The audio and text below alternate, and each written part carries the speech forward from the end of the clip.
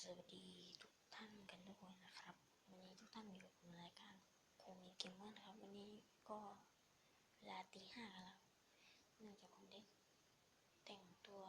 จะไปโรงเรียนตอน6 โมงก็เลยมาอัดคลิปรอนะครับวันนี้ผมก็จะไม่ได้มา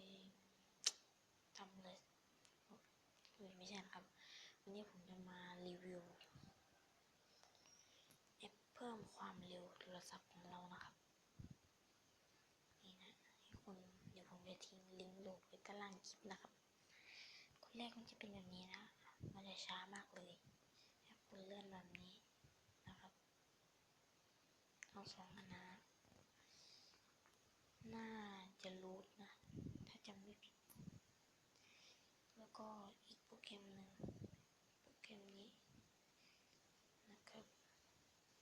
ให้ซีรูทก่อนนะให้คุณถอนให้คุณก็แรกมันจะเป็นแบบนี้ใช่ไหมคุณติ๊กออกให้คุณติ๊กตรงนี้นะครับแล้วให้คุณกดตรงนี้ให้คุณกดเปิดให้คุณกดปิดแล้วมันจะกลายเป็นเปิดนะครับสำหรับวันนี้ผมก็ต้องขอตัวลาไปก่อนนะครับชอบคลิปนี้อย่าลืมกดไลค์กดแชร์กด subscribe กดติดตามนะอย่าลืม